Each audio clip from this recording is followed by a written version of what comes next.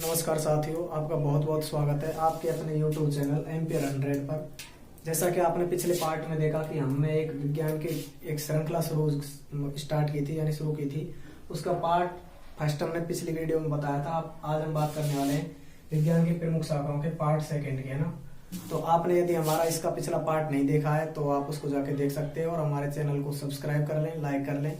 तो चलिए बात करते हैं विज्ञान की प्रमुख शाखाओं की। हमने पिछले पार्ट में भी इसी की बात की थी, है ना। ये इसका सेकंड पार्ट है हमारा और उसमें लास्ट क्वेश्चन था हमारा, या मैंने आपसे लास्ट क्वेश्चन पूछा था कि स्वप्नों का अध्ययन विज्ञान की किस शाखा में किया जाता है ना। तो आपने उसका जवाब कमेंट बॉक्स में दिया होगा, मैं उम्मीद करता हूँ ऐसा। यदि आपने नहीं दिया, यदि आपको नहीं पता, चलो कोई नहीं, मैं आपको बता देता हूँ। स्वप्नों का अध्ययन विज्ञान की जिस शाखा में किया जाता है उसे क्या कहा जाता है? तो उसे हम कहते हैं ओनिरोलॉजी। क्या कहते हैं उसे? ओनिरोलॉजी। क्या कहा जाता है? ओनिरोलॉजी। विज्ञान की वह शाखा जिसमें स्वप्नों का अध्ययन किया जाता है उसे ओनिरोलॉजी कहा जाता है। ठीक है। नेक्स्ट है हमारे पास सरीसृपों का अध्ययन विज्ञान की जिस शाखा में किया जाता है उसे हम कहते हैं हर्पेथोलॉजी। क्या कहा जाता है उसे? हर्पेथोलॉजी। हर्पेथोलॉजी। विज्ञान की वह शाखा जिसमें सरीसृपों का अध्ययन किया जाता है उसे हर्पेथोलॉजी कहा जाता है। नेक्स्ट बात करें हम देखिए भूकंपों का अध्ययन विज्ञान की शाखा में किया जाता है। तो भूकंपों का अध्ययन करना क्या कहलाता है? सिस्मोग्राफ। क्या कहलाता है? सिस्मोग्राफ।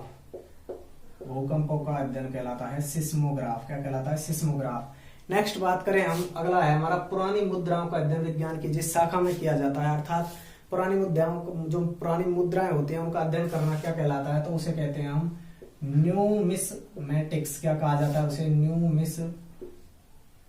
उसे कहते हैं न्यूमिस्मेटिक्स। न्यूमिस्मेटिक्स। विज्ञान की वह शाखा जिसमें पुरानी मुद्राओं का अध्ययन किया जाता है उसे न्यूमिस्मेटिक्स कहते हैं। नेक्स्ट है हमारा विषैले पदार्थों का अध्ययन। विषैले पदार्थों के अध्ययन को हम कहते हैं टॉक्सिकोलॉजी। क्या कहा जाता है? टॉक्सिकोलॉजी। विषैले पदार्थों का अध्ययन कहलाता है टॉक्सिकोलॉजी। क्या कहलाता है? टॉक्सिकोलॉजी। ठीक है। विषैले पदार्थों के अध्ययन को क्या कहते हैं? टॉक्सिकोलॉजी। नेक्स्ट है रक्त परिसंचरण का अध्ययन कहलाता है एंजियोलॉजी। क्या कहलाता है? रक्त का अध्ययन एंजियोलॉजी। सॉरी, रक्त परिसंचरण तंत्र का अध्ययन है ना, एंजियोलॉजी। रक्त का अध्ययन तो हेमेटोलॉजी कहलाता है, एंजियोलॉजी। ठीक है। मानव विकास का अध्ययन क्या कहलाता है? तो मानव विकास के अध्ययन को हम कहते हैं एंथ्रोपोलॉजी। क्या कहते हैं? एंथ्रोपोलॉजी। एंथ्रोपोलॉजी। मानव विकास का अध्ययन विज्ञान की जिस शाखा में हम करते हैं उसे कहते हैं एंथ्रोपोलॉजी। ठीक है। नेक्स्ट है हमारा रेशम कीट पालन। रेशम कीट पालन। रेशम कीट पालन का अध्ययन कहलाता है सेरीकल्चर। क्या कहलाता है? सेरीकल्चर। रेशम कीट पालन के अध्ययन को हम कहते हैं सेरीकल्चर। नेक्स्ट है हमारा चिकित्सा विज्ञान का अध्ययन कहलाता है हमारा। नेक्स्ट है चिकित्सा विज्ञान का अध्ययन, तो इसे कहते हैं चिकित्सा विज्ञान के अध्ययन को बायोप्सी। क्या कहते हैं? बायोप्सी। चिकित्सा विज्ञान का अध्ययन क्या कहलाता है? बायोप्सी। नेक्स्ट है मिट्टी से संबंधित अध्ययन को क्या कहते हैं हम? मिट्टी से संबंधित अध्ययन कहलाता है पेडोलॉजी। क्या कहलाता है? पेडोलॉजी। मिट्टी से संबंधित अध्ययन पेडोलॉजी। अगला है हमारा रक्त में एंटीबॉडी एवं एंटीजन का अध्ययन क्या कहलाता है? तो रक्त में एंटीबॉडी एवं एंटीजन का अध्ययन उसे कहते हैं हम सीरोलॉजी। क्या कहते हैं? सीरोलॉजी। रक्त में एंटीजन एवं एंटीबॉडी का अध्ययन करना क्या कहलाता है? सीरोलॉजी। ठीक है। तो दोबारा देख लेते हैं एक बार, चलिए फटाफट देखिए। स्वप्नों का अध्ययन कहलाता है ओनिरोलॉजी। सॉरी, ओनिरोलॉजी है ना, ओनिरोलॉजी है ना। स्वप्नों का अध्ययन ओनिरोलॉजी कहलाता है। सरीसृपों का अध्ययन कहलाता है हर्पेथोलॉजी। भूकंपों का अध्ययन सिस्मोग्राफ कहलाता है। पुरानी मुद्राओं का अध्ययन कहलाता है न्यूमिस्मेटिक्स। विषैले पदार्थों का अध्ययन कहलाता है टॉक्सिकोलॉजी। रक्त परिसंचरण का अध्ययन एंजियोलॉजी। मानव विकास का अध्ययन कहलाता है एंथ्रोपोलॉजी। रेशम कीट का पालन करना कहलाता है सेरिकल्चर।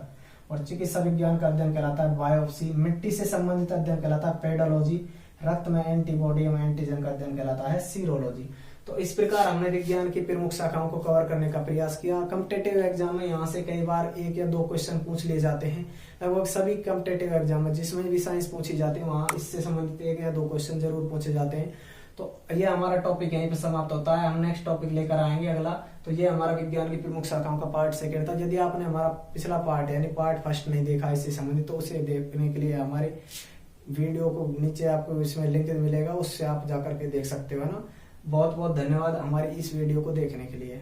नमस्कार, मिलते हैं अगली वीडियो में।